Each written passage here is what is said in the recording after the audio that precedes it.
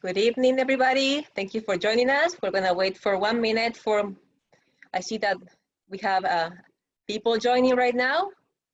So we'll give them 1 minute to connect and we'll get started.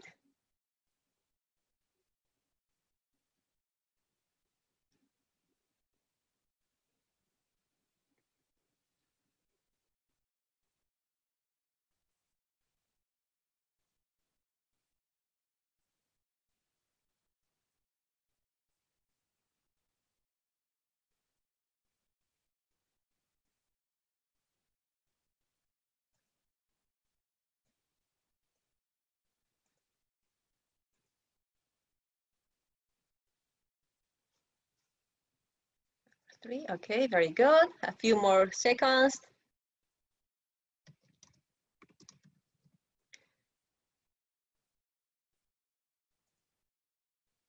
Thank you again, everybody, for joining us this evening.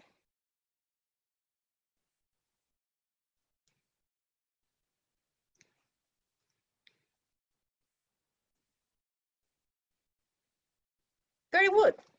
All right, so thank you very much for joining us this evening. And welcome to day 2 of the Life Skills Week, presented by the Unidos Now Future Leaders Academy Barancik Scholars. My name is Cynthia Ellenstar. I'm the program director at Unidos Now, and I'm honored to welcome you to this online event for the whole family. This week, our scholars are delivering presentations on 10 life skills. During their summer break, they have been doing research on life skills, and now they are ready to share with you their findings and suggestions. Now, what are life skills? They are abilities and behaviors that help you deal effectively with events and challenges of everyday life. They are the skills that allow you to handle everything from interacting with others to identifying and processing your emotions. A few housekeeping rules before we get started. You're welcome to ask questions. Please type them in the chat box and we will read them after the presentation. If you need Spanish interpretation, click More on the lower right or upper right-hand corner of your screen. Then click Language Interpretation, then click Spanish and mute original audio. Para acceder a la interpretación en español, por favor, haga clic en Más en la esquina inferior derecha o superior derecha de su pantalla. Luego haga clic en Interpretación de idiomas. Y luego haga clic en Español y en Silenciar audio original. Without further ado, please meet the Future Leaders Academy Barancik Scholars.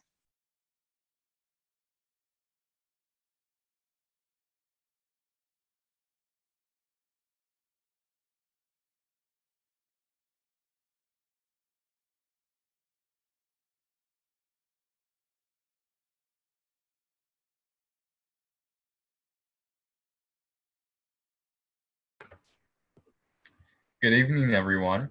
You can hear me, right? Yes. Okay. All right. So we decided to pick our topic on self-care, and we'd like to thank the Barancik Foundation and as well as Unidos Now for making this program possible. So here you go, Self-Care by Joshua Sahari.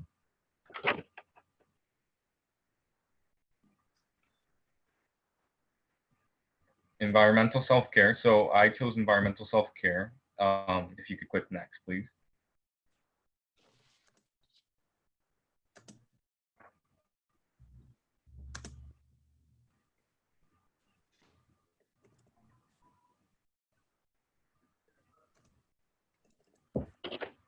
Sorry,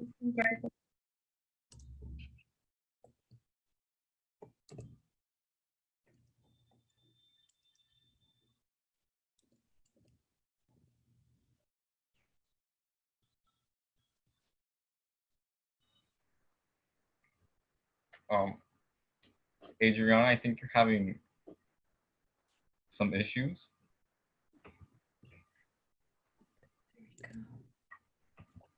Okay, defining self-care. The term self-care is vague. In general, it consists of the things that contribute to your well-being, the actions you take towards your self-care, and the consequences of your actions towards self-care.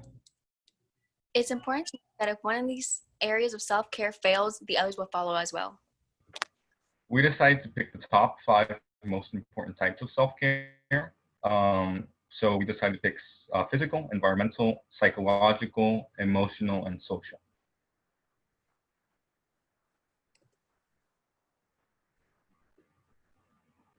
So I chose environmental self-care. So before we talk about environmental self-care, we got to know what's included. So there are 4 types of elements. Personal hygiene, which is things such as showering, brushing your teeth. Cleanliness, which is like mopping your house, sweeping. And sustainability, recycling plastic bottles or reducing your waste, as well as organization, which although is similar to cleanliness, it means having a place for any items. Now that we know this, I want you to meet Tony. Tony is a 24-year-old recent graduate from the University of Chicago. He got his master's degree in business analytics.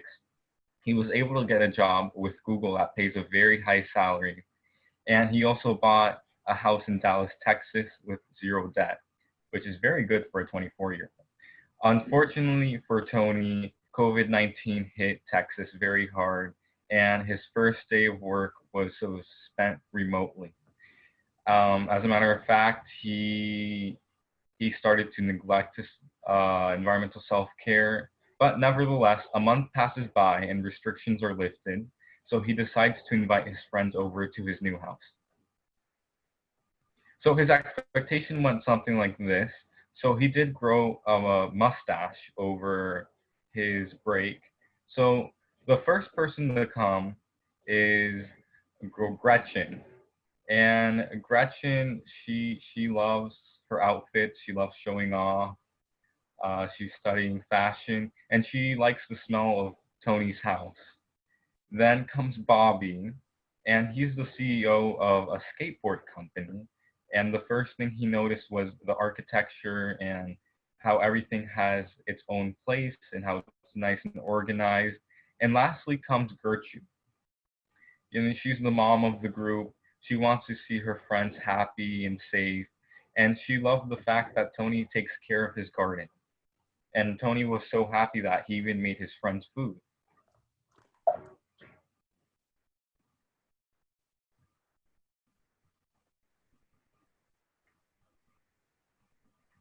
But in reality, it went something like this.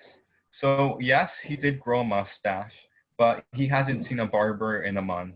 And he usually gets a haircut every month. And in addition to that, every time he speaks, he has bad breath because he hasn't been brushing his teeth. And he also stopped taking out the trash and he stopped cleaning. So as usual, the first person to come is Gretchen. And she screams because the first thing she sees is mold growing on the cabinet. Then comes Bobby, and Bobby can smell Tony's bad breath a mile away. And then the last person to come is Gertrude, and poor Gertrude, she has a phobia of cockroaches, and she sees the cockroach on top of the cabinet, and then she throws up.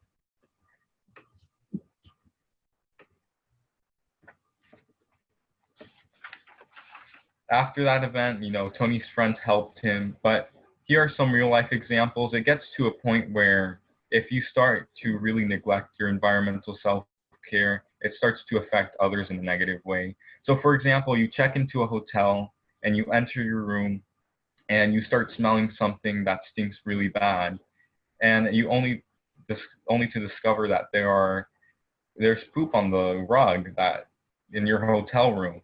And yes, this is an actual story by Hotel Hell. The owner admits to not cleaning her own diarrhea, and not many people slept in her hotel. And she had very bad ratings, and she was losing money because of it. And another example, you're an elderly person who orders a lobster from the menu. Your chef cooks it, but it tastes really weird, and it almost kills you at the end. And again, this happened in Kitchen Nightmares. A rotten lobster almost kills a customer. So yeah.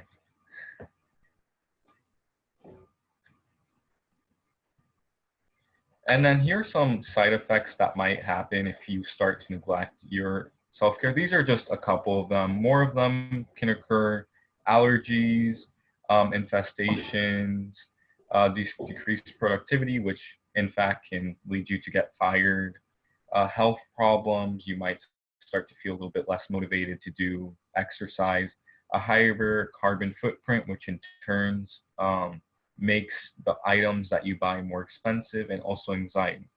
Now, environmental self-care can also affect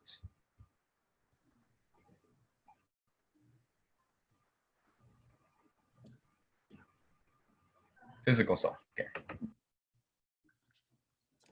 Good afternoon. My name is Adriana, and today I'll be talking about why physical self-care is good for you. I know that when you think of the word physical, you imagine working out or attending the gym. And in some ways that does amplify physical care, but physical care is way more than just that. For those with the goals of losing weight or gaining muscle, working out does fall in that category, but for others, appearance isn't as important, so they don't consider physical care. But it's important to keep in mind that physical care helps you internally as much as it helps you externally. Today's presentation will evolve around the topics of how to set physical self goals and future goals, physical self-care versus stress, physical care with confidence, as well as nutrition. Being able to set up goals the right way is very important because no matter how big or small your vision is, there's always going to be steps and goals you have to accomplish before reaching your main vision. It's smart to think of the word SMART. Make specific goals that are very clear and not confusing for you. Make sure your goals are measurable and make them as realistic as you can. Have attainable goals that you want to that you have the desire to achieving. Create relevant goals as well as goals that are time bound, meaning that you give yourself enough time to accomplish them. Some examples could be nutrition. You could probably want to cut down on some fast foods, or you want to be more active, or you want to improve your mental state as well as your emotional state. Setting up goals. As I said before, to see your vision happen, you have to break them down. I know it's great to reach for the stars, but the first step to take is to vision yourself where you want to be in the future and create a vision and plan it out. In the second step of this pyramid, you could probably see yourself a little confused. Maybe the goals that you wanted to achieve haven't been achieved, and it's a good time to re-goal yourself and replan your vision. And don't give up just because you had some mishaps. In the third step, you can probably see that you're achieving your goals, and that gets you really excited. This will push you onto working harder. On the fourth step, you reached your goal, and now it's time to celebrate. Treat yourself or whatever you want. Your accomplishment will make you want to strive for more. Stress. Stress affects the mind as well as the body. Stress causes negative thinking, frustration, fear, anger, and depression. Stress is commonly known for its negative experiences, but positive experiences could also trigger it. For instance, graduating high school. Once you graduate high school, you're probably stressed out about what you're going to do next, or having a huge presentation that you have to do now, that you have to present, and it stresses you out that it has to be flawless and people depend on you. Ways physical self-care helps reduce stress. Relaxation is key to a stress relief life. This is where physical care introduces meditation. Meditation can mentally clear your mind from stress and relax your body from any tension stress has given you.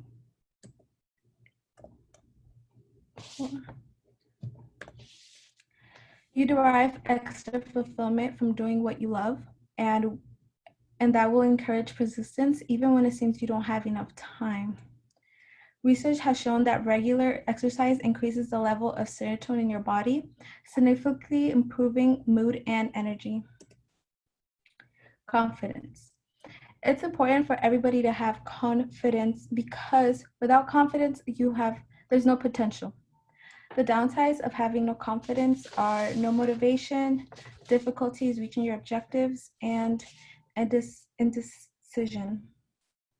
Social media can give you the confidence to put yourself out there, or it can take away your confidence by you always comparing yourself to society and social media. Here are some other examples listed below. Ways physical self-care can help your confidence.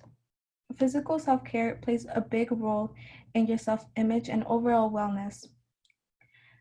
It's important to come to the realization that no one is the same, so don't try to change yourself for social media. And if you do want to change yourself for you. When wanting to lose or gain weight or gain muscle, you want to see quick results, but that won't happen. And at some point, you'll come to peace with that because you're putting in the effort for yourself, and that's what will give you confidence in that. And because you're changing, you're taking control of your life, you're never giving up on your vision, and you're following your plan. That will increase your confidence without seeing any external results.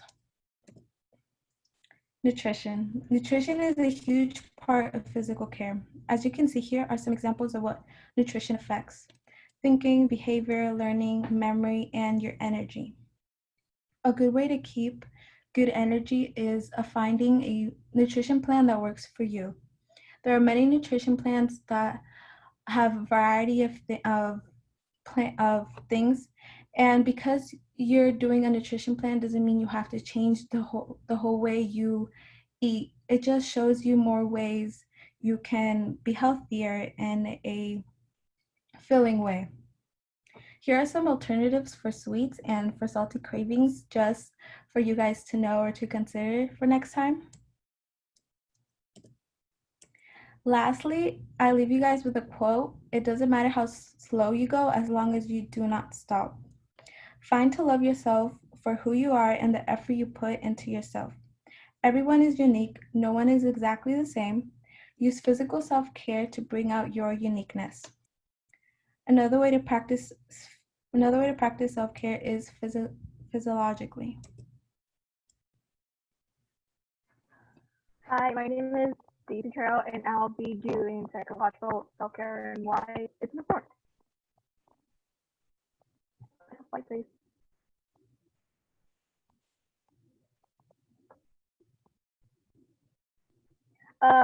What is psychological self-care? Well, with psychological self-care, like what's the difference between that and emotional is that psychological is mostly like your mind, and with your mind you have to keep like it's kind of like a Play-Doh. You have to keep like mending it. So it's important that you stimulate it, meaning like you can read or you can do like puzzles. And another aspect is like being able to like self-reflect and be like, okay, this is where I am now. And then like looking at your past actions and be like, okay, how has that impacted me now? And another aspect of like psychological self-care is like being able to be creative because you need an outlet. Can you click the please? Examples of psychological self-care is like one of them is like have a work-life balance because you don't want to have like much of one thing, because if you constantly work all the time, you're just gonna stress yourself out. And as you saw with like Adriana's presentation, it's not very good for you. But at the same time, you don't want to just be relaxing like most of the time because then like it's no longer self-care. It's become like habit. So you want like an easy medium of both of them.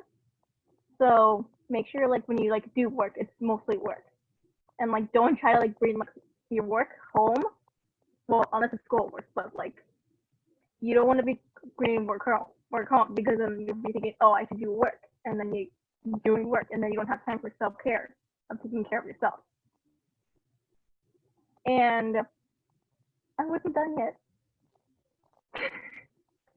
And another aspect of psychological self-care is like if you can and are able to, is therapy.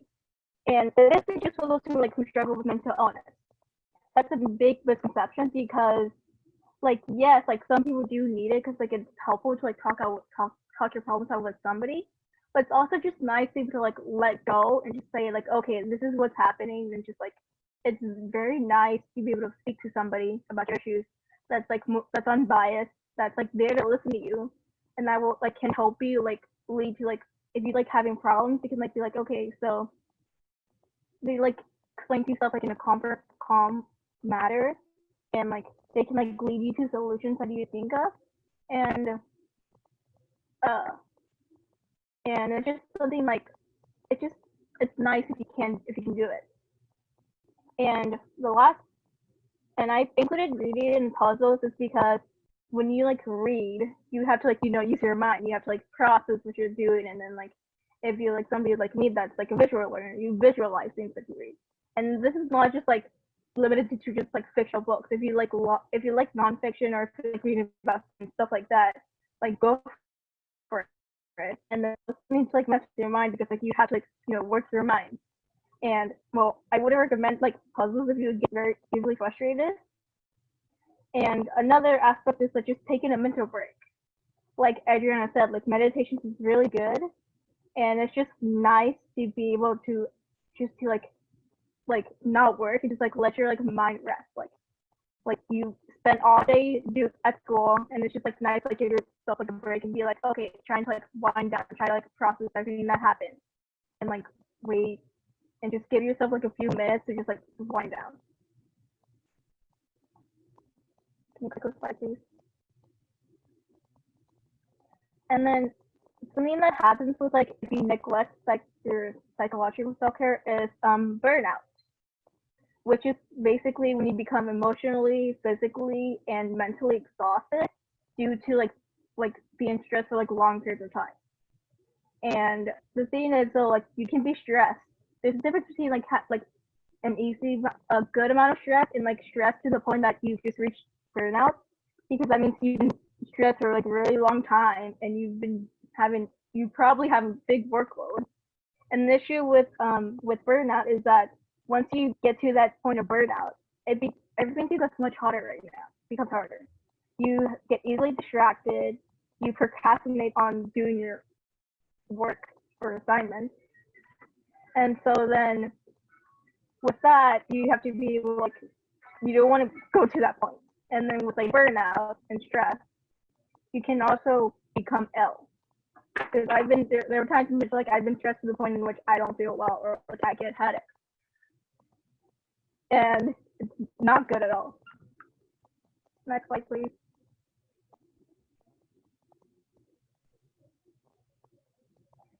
So how to deal with burnout?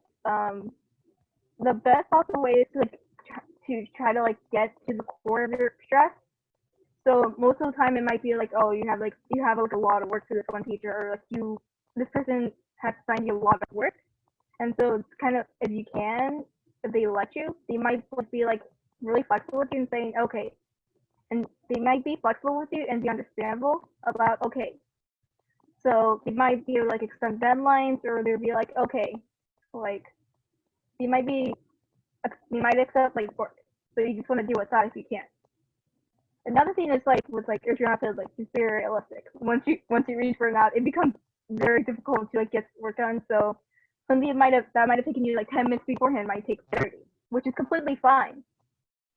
And also you want to focus like on like milking goals, meaning it doesn't matter if you didn't get the whole thing done, but you did get like 1/4 of it on the way done. So that means you're 1/4 of the way closer to like finishing your project or your assignment. And the last thing is like just like give yourself time to like take a break. Like if you do 20 minutes of it and you feel like you can't do anymore, give yourself like a 5 to 10 minute break needed, and repeat until you get it done. Next slide, please. And I included this slide because you have to remember that it's not just you. A lot of people deal with this thing, and so then it's important to like pay attention to your like psychological health, as like it can influence a lot of aspects of your life. Next slide, please. Also, just be nice to yourself. Like, I understand that it's great to like be high achieving, get good grades, or like you want to like grind, get all that stuff done. But then you have to remember you're also human. There's only 24 hours a day. 8 of those you should be sleeping, and like a good chunk should be like used by like taking time for yourself, eating, and like keeping yourself sharp. So it's just like, okay, be realistic. You don't want to carry on too much, and then once you get to the point of burnout, and just like be gone, because that burnout usually takes like weeks to months to recover. Done.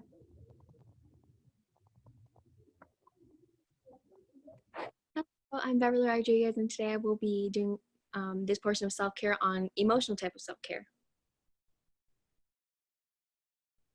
So what is emotional self-care? Firstly, self-care is the provision of what is necessary for identifying and nurturing your feelings, your conscious inner state, and your intellect.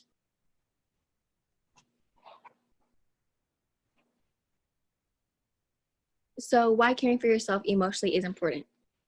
To begin with, emotional self-care makes you more self-aware and able to learn more about yourself. And I feel us as being young scholars especially, and for anyone really going into life right now, that learning about yourself is a very important aspect of just growing as a person.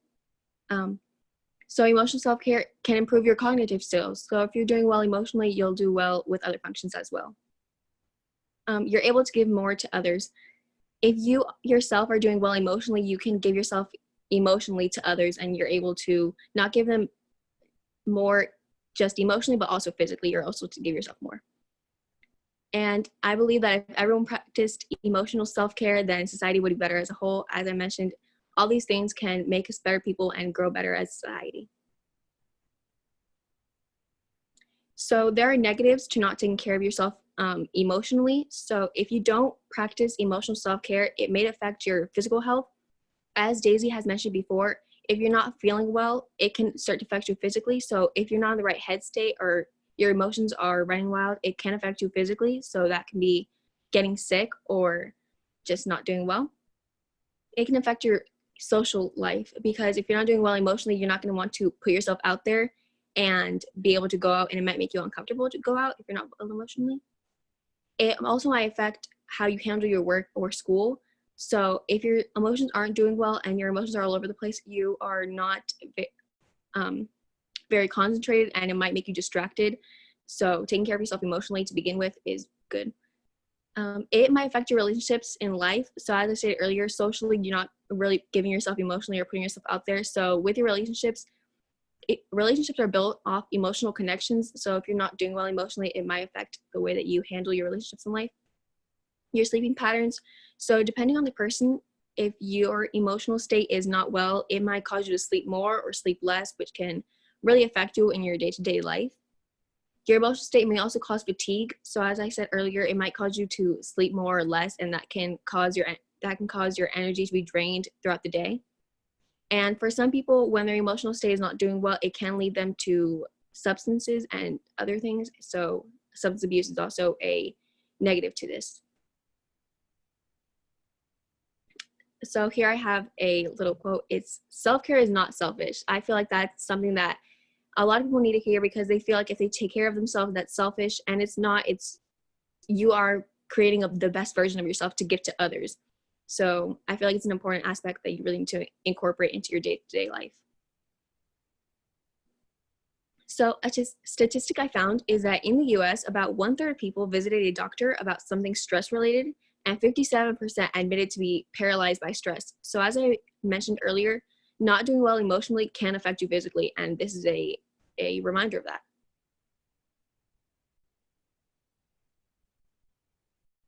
So ways to practice self-care.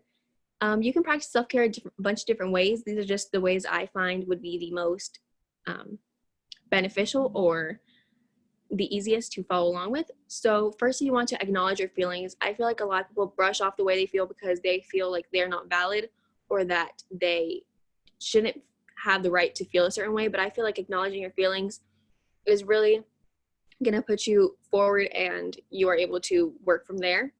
So knowing what triggers you emotionally. So if you know a certain thing, if you see it or if you hear it can trigger you, might want to distance yourself from that. Putting yourself first, as I mentioned earlier, self-care is not selfish, and you should be knowing that making sure your well-being as well is the most important thing that you can do. Meditating, meditating, a lot of people actually practice for self-care. They use meditating or yoga, interchangeable, to help them calm down and relax and help them think a little more. Journaling, this is personally the method that I use. I find it really helpful to just write everything down. I feel like writing it down, I'm able to let it all out and it's freeing. Asking for help. A lot of people like to keep their emotions in and to themselves, but sharing it with someone else might make you feel better because they can help you with it, or you feel like you're not keeping it all inside of you, so you're releasing it.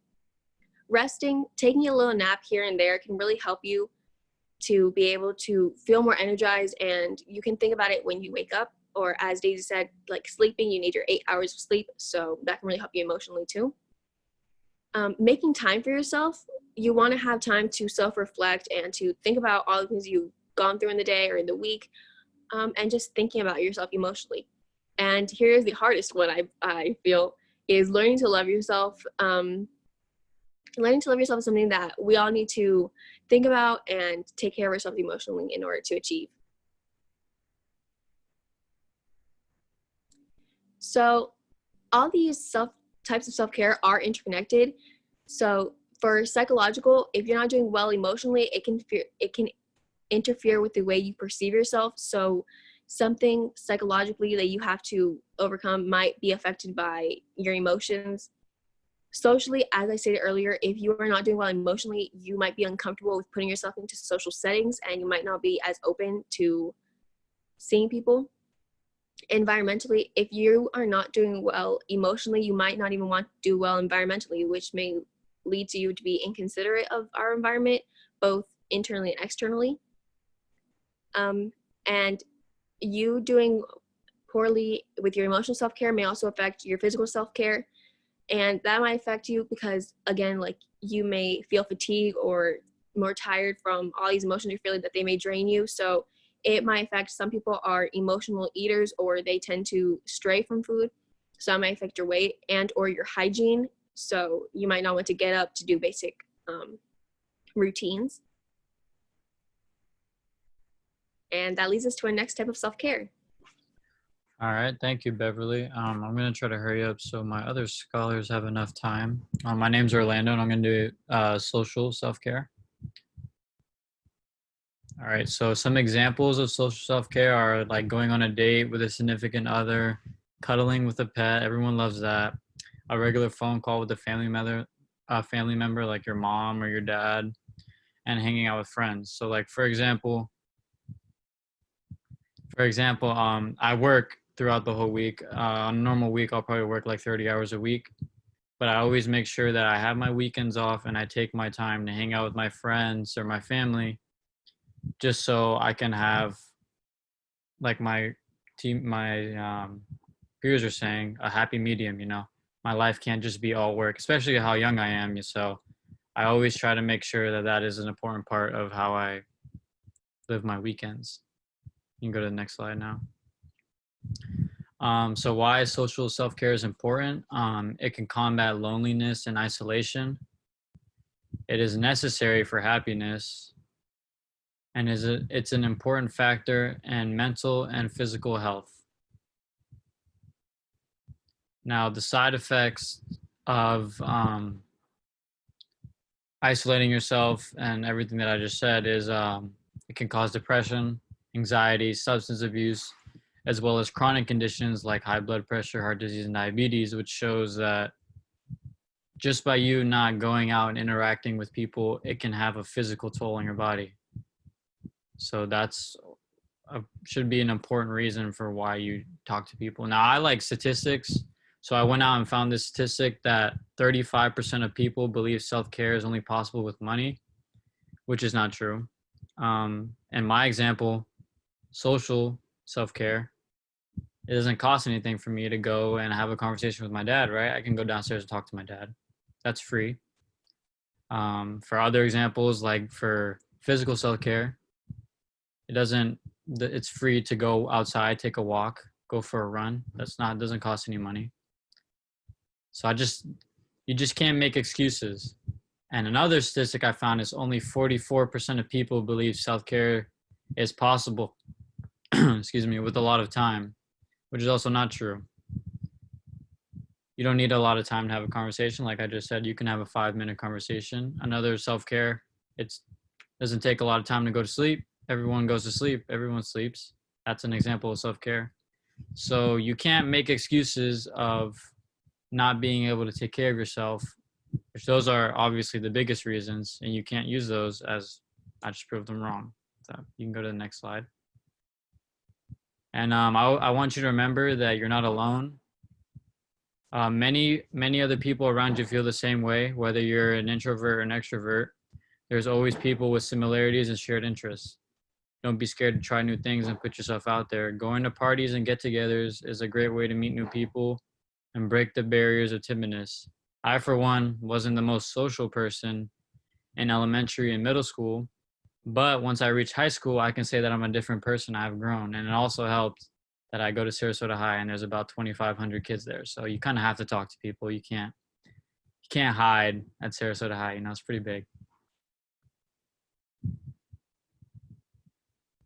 So when you neglect all of these examples that we just gave you, for example, for psychological, you can be overworked. Physical, you have no more motivation to be healthy anymore.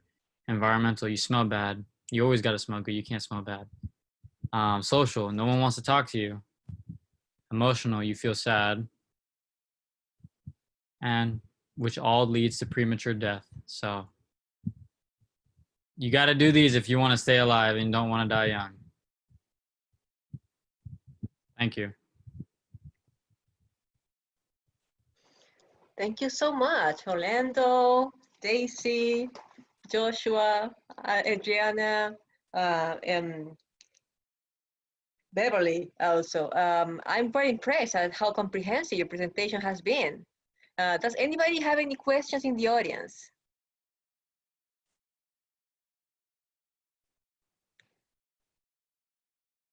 No question, but they're clapping and they're giving you 100.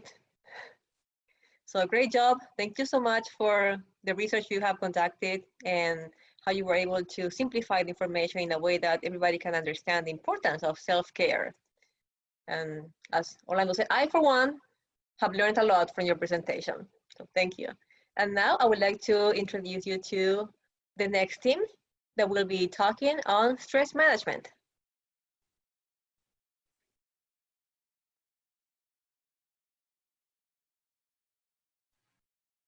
Hello, everybody. Today, my team of colleagues and I are going to present stress management. I'm Nicholas. I'm Helen. I'm Andrea Gia. And I'm Laura Castañeda. And we are so glad you're here. So let's start with a little introduction to stress management. So this is a video.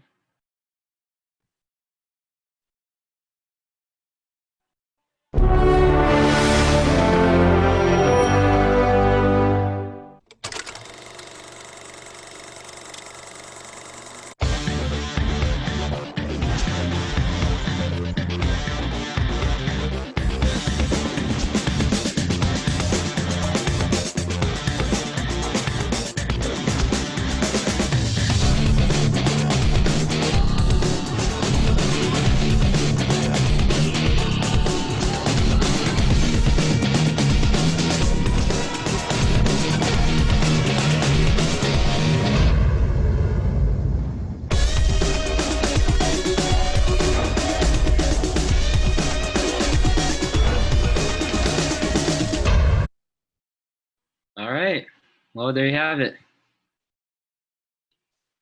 Stress. What is stress? It's a great question to have for this presentation. The dictionary says that it is a state of mental or emotional strain resulting from adverse or very demanding circumstances. I believe that there is a healthy form of fear, though, or stress, that exists if you've been slacking on responsibilities or if you're physically in danger. That does exist, and that is good for you. But when you've tried your best and done your best job and you're still stressed, then there's a problem. And that's what we're going to be talking about today. Hey guys, I hope everyone can hear me. Might not see me, but just follow my voice. I'll be talking about the effects of stress on our body. Apparently, stress can have multiple effects on our body, from a fastidious acne breakout to a weakened immune system. All can affect your daily lifestyle. Let's start with the effects of stress on our skin. Stress increases cortisol production. Stress increases cortisol production from the adrenal gland, which increases sebaceous gland activity, producing more oil and sebum on our faces. Ew, right? The result can cause increased sensitivity to our skin. Next is our brain. When under stress, we have difficulty concentrating, and it makes us more vulnerable to anxiety, depression, irritability, and causes mood swings. Next is our immune system. Stress hormones will weaken your immune system and reduce your body's response to foreign invaders, thus making you more sensible to a common cold. Then, our heart. When you're overwhelmed with stress, your body goes into fight or flight mode, which triggers your adrenal glands. These can make your heart beat faster and your blood pressure rise. Then there are hormones. Excess levels of hormones leave you feeling anxious and impact your body in various ways. So often symptoms such as missing periods, fluctuating blood sugar levels, and poor metabolism get blamed on other issues. Then there's our gut. Symptoms can include diarrhea, constipation, or nausea and vomiting. I'm sorry about mentioning all these words. Stress can affect how quickly food moves through your system and the way your intestines absorb nutrients, which is really bad because you need all those nutrients for your body. And then our bones. Did you know stress can cause decreased calcium absorption? As a result, we gain weakened bones and more exposure to injury. Lastly, there's our muscles. Your muscles tend to tense up when you're stressed, and over time, this can cause headaches, migraines, or musculoskeletal problems. Next slide, please. So, the main causes of stress. What's causing stress may be something you're abundantly aware of, yet it's worth opening yourself to see if other factors are at play. The first cause is financial trouble. According to the American Psychological Association, money is the top cause of stress in the United States. Yeah, I believe that. Then there's work and school. According to the Centers for Disease Control and Prevention, Americans now spend 8% more time at work compared to 20 years ago. Then there's personal relationships. Toxic people lurk in all parts of our lives, and the stress we experience from these relationships can affect physical and mental health. Lastly, there's our daily lifestyle. Day-to-day stressors are daily inconveniences. They include things like misplacing keys, running late, and forgetting to bring an important item when you leave the house. Usually, these are just minor setbacks, but if they become frequent, they become a source of anxiety and affecting our physical and psychological health. But with all these factors in mind, it is important to stay calm and relax.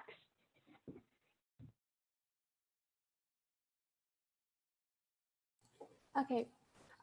Stress has different methods of relief depending on how old you are. For example, for kids to 6 to 12 years old, is listen to them, spend time with family, and be careful what you say at home, because if they see you worry or they hear you that you are worried, they will be worried too. In teenagers, from 13 to 19, it's almost the same. So don't demand perfection, spend time together and listen to them. It doesn't mean that you have to bother them all the time, because they already have a stress about school, college, or personal life. In adults, it's a different topic since they have to worry about more things like paying bills, getting work, or taking care of their children. So it's kind of difficult because they sometimes don't like to talk to other people, and they have to avoid drugs and alcohol and recognize that they might need help. Next slide, please. This is the Maslow hierarchy of needs. This pyramid is a theory of motivation. On the base, we see psychological needs and security needs, the most basic human needs for everyone. The two next are love, belonging, and esteem. This is human interaction since over the years, you might feel fulfilled with your goals. And at the top is self-actualization.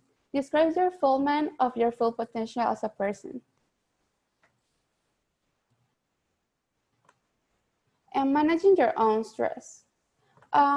For a teenager, it's kind of difficult, but you have to prioritize yourself before others. Study along with people that might encourage you to become a better person. Make exam scenarios in your home will make you feel comfortable in the exams that you might have. And if you need help, don't be afraid to contact your teachers, friends, or someone that might help you.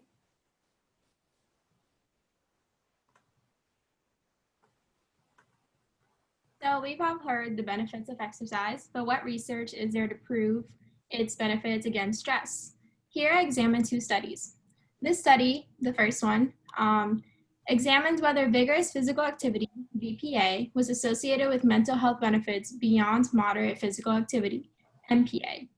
The study focused on exploring the differences in perceived stress, depressive symptoms, perceived pain, and sleep experience by individuals engaging in MPA versus VPA, according to recommendations by the American College of Sports Medicine.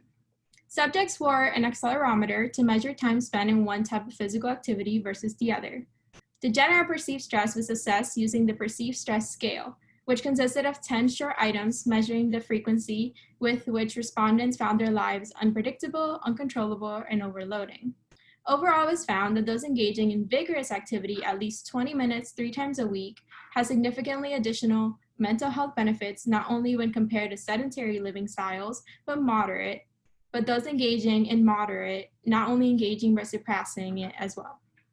The other study examined the cross-stressor adaptation hypothesis in females, which states that regular exercise leads to biological adaptations which contribute to a reduced psychological reaction of the sympathetic nervous system and the hypothalamic pituitary adrenal axis in general. In other words, they tested whether physically active young females showed reduced stress in response to a stressor brought by a naturalistic standardized psychosocial stressor. The hypothesis was found to be supported.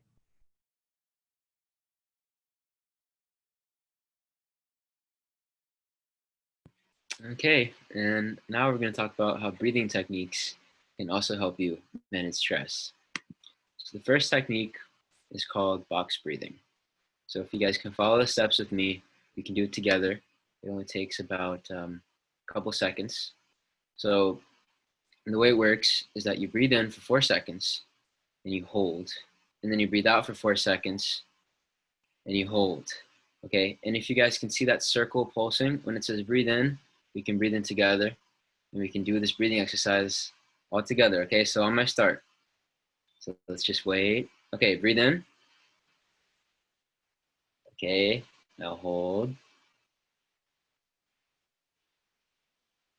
Okay, you can breathe out now.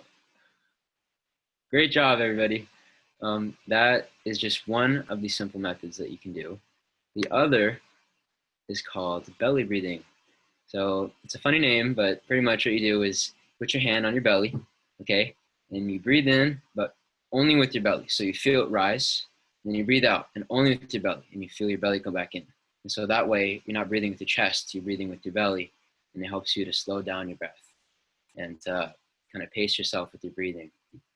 These are very simple and something that you can do anywhere pretty much. So you can do it before a test, you can do it for an interview, you can do it when you feel like you need some patience. Whatever's happening, these are very quick and easy ways to calm down.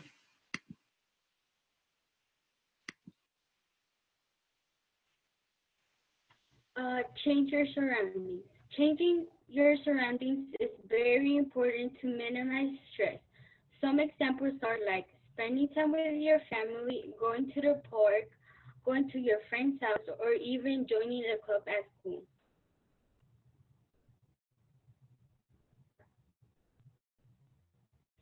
Music. Music has a unique link to our emotions, so it can be an extremely effective stress management tool.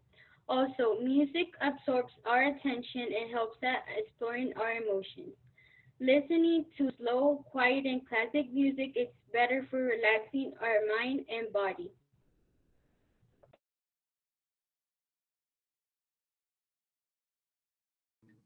Okay, so being realistic about your failures. As high achieving young students and the rest of the public that's watching, we are often very hard on ourselves and fail to see the reality of high stress situations. Because we don't have that wisdom yet as young students, we convince ourselves that one bad grade, one late attendance, or even one detention will ruin us. While we need to feel the weight of our actions in order to learn from our mistakes, we must focus on the future and what we can do to move forward. There are going to be thousands of exams and thousands of opportunities for extra credit throughout our lifetime. Instead, find a friend that can tutor you, talk to your counselor or teacher, and think to yourself, will this matter in 5 years?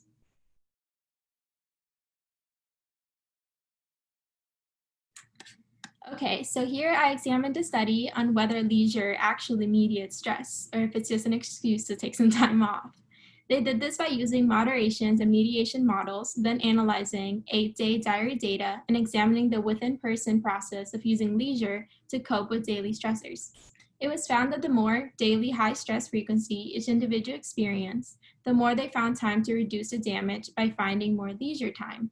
However, it was found that a counteractive mediation model was more effective, meaning that there was a higher positive effect for those who used leisure as a coping method and were not considered leisure rich, which means you just take vacations all the time. Basically, meaning that finding a coping method that works for you is a good way to relieve stress, whether that's reading, cooking, drawing, or actually traveling elsewhere.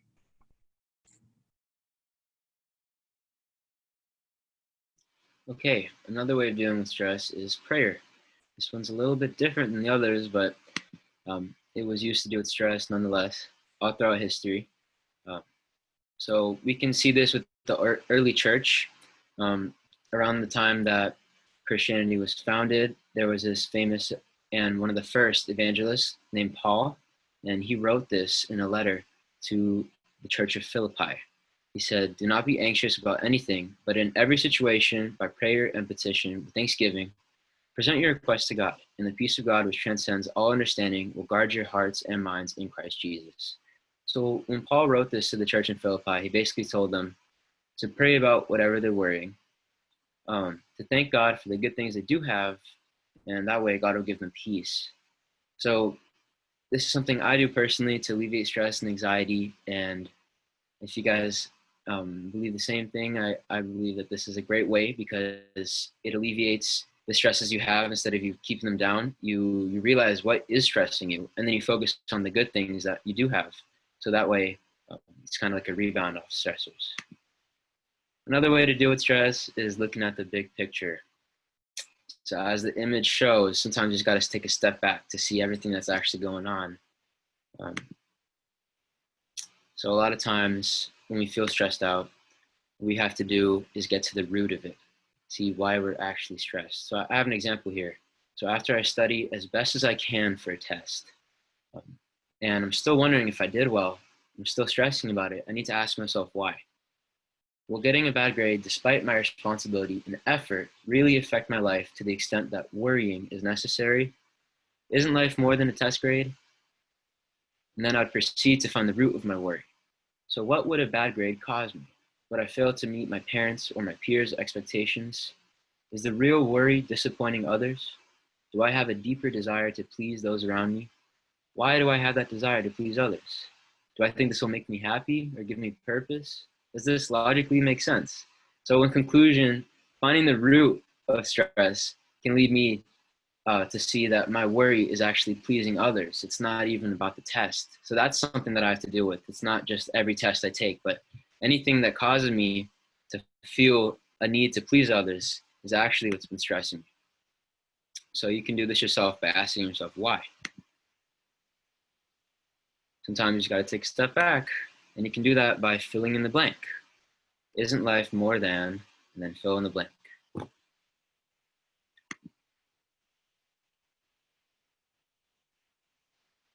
Support.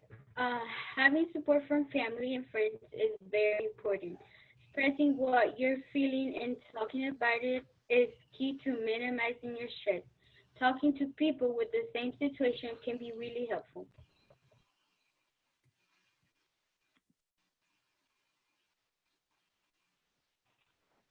Six things to stop doing if you're stressed.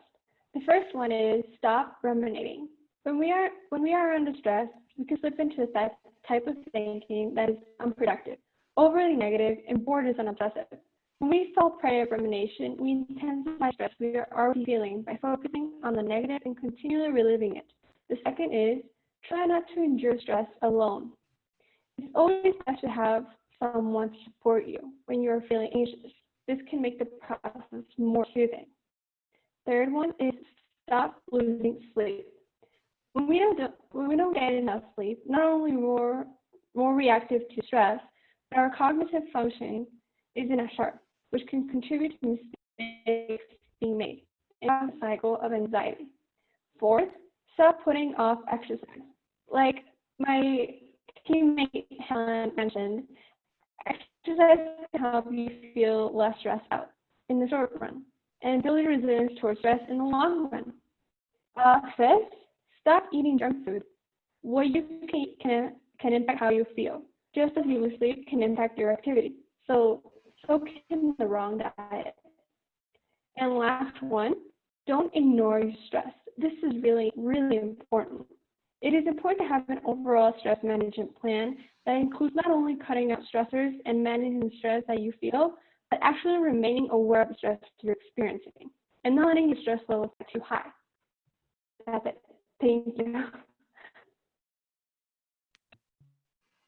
Okay, so moving forward. Stress comes from many aspects of life and can affect all people. So it is important to have a plan of action to combat stress in a healthy way. So what are 2 things that you've learned today that you can apply next time you encounter stress? Make sure you take note of that or just try to remember it. So thank you all for your time and for listening. If you have any questions, we would be glad to take them. I also have a special thank you for Nidos Now and for the Barancik Foundation for making the Future Leaders Academy possible and for giving us this opportunity to talk and learn about stress. This has been really great. So if you have any questions, you can type them in the chat. If not, thank you so much. Thank you, Nick. And Helen, Rosemary, Laura, and Andrea, thank you for teaching us about stress management. I'm sure that something that you said has resonated with each and every one of us. And above all, I appreciate all the suggestions. I'm definitely going to be trying the breathing techniques that I didn't know about. So thank you. Before we finish, I would like to invite Luz Corcuera, the Executive Director of Unidos Now, to say a few words. Luz? Thank you so much, Cynthia. Congratulations to all the panelists. You've done a fantastic job. And I really walk away with remember to breathe every time, but also looking at the big picture. And speaking of it, you are the big picture for Unidos Now. We look at you as not only being able to achieve your dreams, but also the next generation that it's gonna make all our dreams possible. So congratulations, kudos to you. Keep working hard. And remember, you can manage your stress. Thank you again.